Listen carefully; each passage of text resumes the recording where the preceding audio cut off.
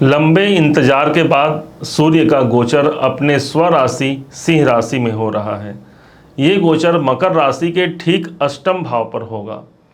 देखा जाए तो अष्टम भाव जिस भाव के मालिक सूर्य भगवान बनते हैं, स्वयं उसी भाव पर इनका आगमन हो जाएगा। 16 अगस्त से लेकर के 16 सितंबर तक सूर्य भगवान इसी स्थान पर समाहित रहेंगे। ये एक ऐसा संचरण होगा जहां पर कुछ विशेष अनुभूतियों को आपको प्रदान होते हुए आप देख पाते हैं। शास्त्र कहता है, जपा कुसुम संकासम कास्य पेयम महाद्युतिम तमो अरिम सर्व पापघ्नम प्रणतो अस्मि दिवाकरम। अर्थात भगवान सूर्य नारायण वो देवता बनते हैं, वो ग्रह बनते हैं जो समस्त पापों का हनन करते हैं, जो समस्त विघ्नों को दूर करते हैं। और जब यही सूर्य भगवान उपस्थित रहेंगे पूरे 1 महीने तक अष्टम भाव पर, तो देखते हैं हम कि कौन कौन से परेशानियों और बाधाओं का ये अंत करते हैं। ध्यान दीजिएगा, सूर्य ही वो ग्रह बनते हैं जो 9 ग्रहों को अपनी रश्मियों से प्रकाशित करते हैं। इनके प्रकाश से सारा विश्व प्रकाशित होता है। सारा ब्रह्मांड इन्हीं सूर्य के प्रकाश से प्रकाशित होकर के अपना जीवन यापन करता है। और यही सूर्य जब हमारे अष्टम भाव पर होता है तो ये स्थान ही हो गया एक ऐसा स्थान जो परिवर्तन का स्थान होता है। और इसलिए एक परिवर्तनीय स्थिति को आप जान सकते हैं, समझ सकते हैं इस गोचर के प्रभाव से। माना जाता है कि सूर्य जब भी किसी विशेष भाव पर होते हैं तो वो स्थान हमारी आत्मा से परिपूर्ण हो जाता है, अर्थात हमारी आत्मा वहाँ चली जाती है। इस समय पर पूरा सूर्य भगवान आपके अपने से अष्टम भाव पर रहेंगे, तो जो रुकावट और बाधाएं हमारे जीवन में बनी हुई हैं उस पर हमारा फोकस जाने वाला है।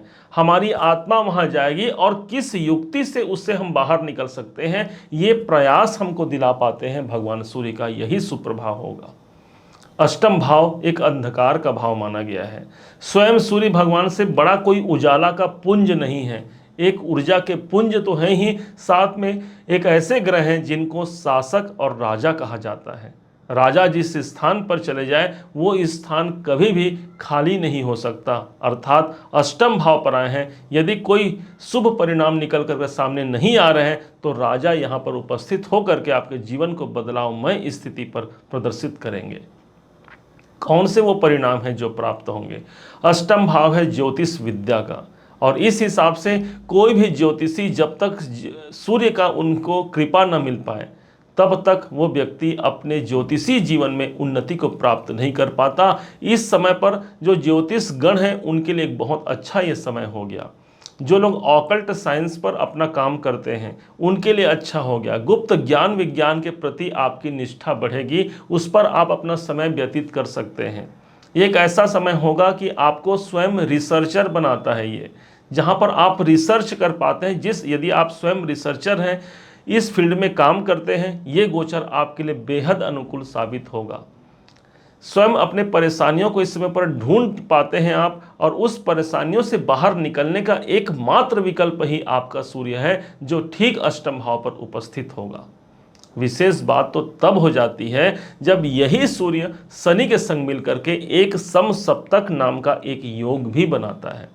देखा जाए तो शनि ठीक मकर राशि से द्वितीय भाव पर विराजमान है और मकर राशि के अपने ही राशि के अधिपति बनते हैं।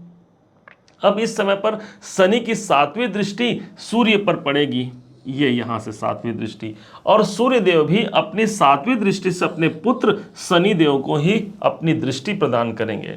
2 ग्रहों का परस्पर मिलन तो नहीं हो रहा है, लेकिन 2 ग्रहों का परस्पर दृष्टि संबंध हो रहा है, जिसे युति के समान माना गया है हमारे ज्योतिष विद्या में। इस हिसाब से शनि धन भाव पर है, गोचर इनका अनुकूल है, लेकिन उसके बाद भी यदि आर्थिक परेशानियों का सामना करना पड़ रहा है, जन्म कुंडली में शनि की स्थिति अच्छी न होने के कारण भी हमें कई प्रकार से विपत्तियों का सामना करना पड़ता है। शनि देवता विलंब के कारक हैं, और जब भी जीवन में किसी भी फील्ड पर विलंब हो तो समझिए शनि का एक प्रभाव आप चेक जरूर कर लीजिए। यहाँ पर शनिदेव धन भाव पर है, हो सकता है धन को लेकर के कोई विलंब की स्थिति बनी हो। द्वितीय भाव आपके कुटुंब का स्थान है। यदि कौटुंबिक जीवन में भी कोई अशांतियां बनी हुई हैं तो भूलिए मत, यहाँ पर सूर्य की दृष्टि शनि पर पड़ रही है, जो कि अपनी आभा, अपनी प्रकाश सूर्य प्रदान करेंगे आपके धन भाव पर। और इस दृष्टिकोण से ये सूर्य का गोचर धनदायक दृष्टिकोण हो सकता है, धनदायक गोचर सिद्ध होगा। माना जाता है कि सूर्य जब भी धन भाव को देखते हैं तो कोई रुका हुआ पैसा भी हमारा निकल करके वापस आ सकता है, क्योंकि अष्टम भाव वो पैसा है जो हमारा फंस गया है, गड्ढे में गिर गया है। अब यहाँ से सूर्य जब एक अकेले सूर्य भगवान जब पृथ्वी पर उनकी जब किरणें पड़ती हैं तो वो समय अंधकार यदि उस स्थान पर है वहाँ पर प्रकाश आ जाता है। अब वही प्रकाश चला गया आपके धन भाव पर, इसलिए आर्थिक परिणाम को प्रदान कराने के लिए ये सूर्य का गोचर आपका संग दे सकता है, आपको सफलता प्रदान करा सकता है। एक ऐसा स्थान है द्वितीय भाव, यदि कौटुंबिक जीवन में यहाँ शुभता और संपन्नता दोनों यहाँ प्रदान करते हैं। शनि से जुड़ा हुआ कोई भी यदि प्रॉब्लम मेरे जीवन में है तो इसे मात्र एक सूर्य ही उसका निदान है। शनि को डार्कनेस कहा गया है, अंधियारा कहा गया है शनि को, अंधेरे हैं शनिदेव, कालिमा है शनिदेव के अंदर, और उतना ही प्रकाश पुंज है हमारे सूर्य भगवान।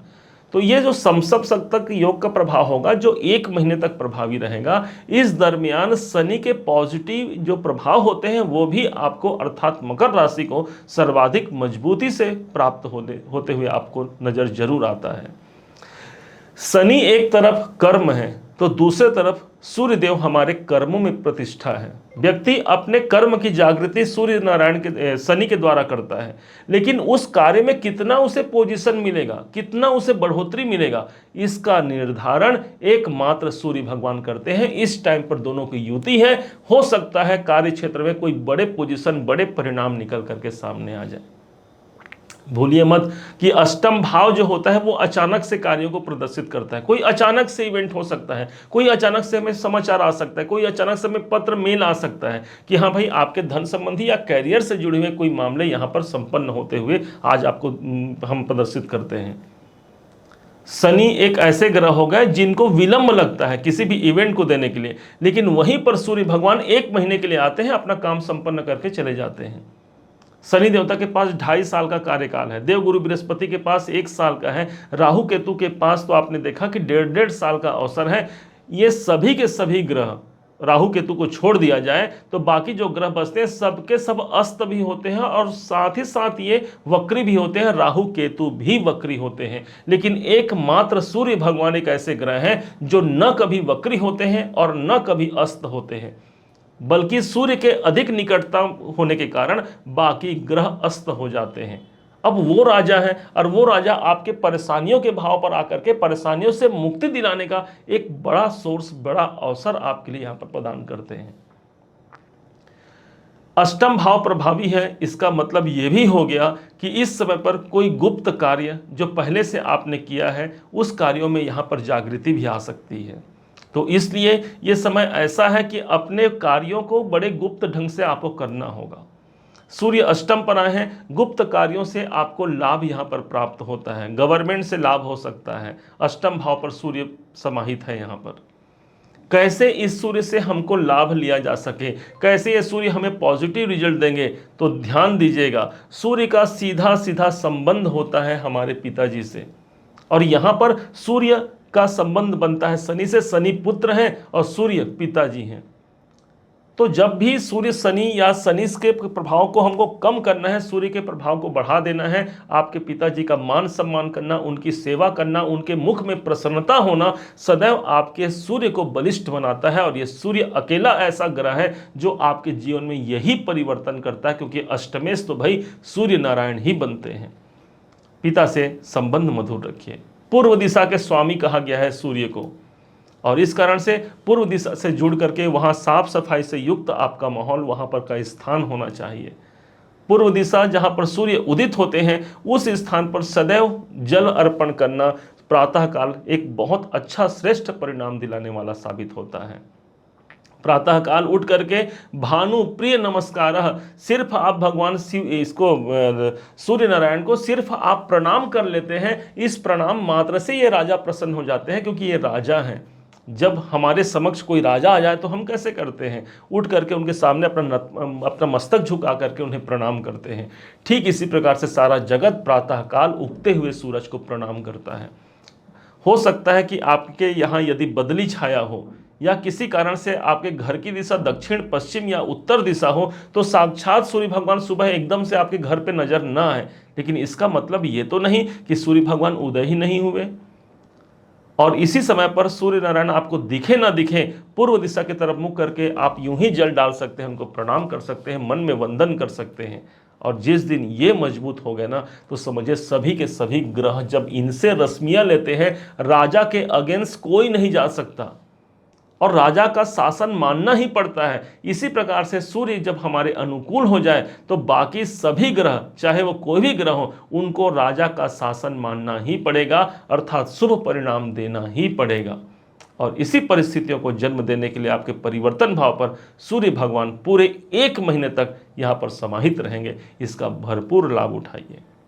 उम्मीद है आप सबने इसे समझा, आप सबने इसे जाना है।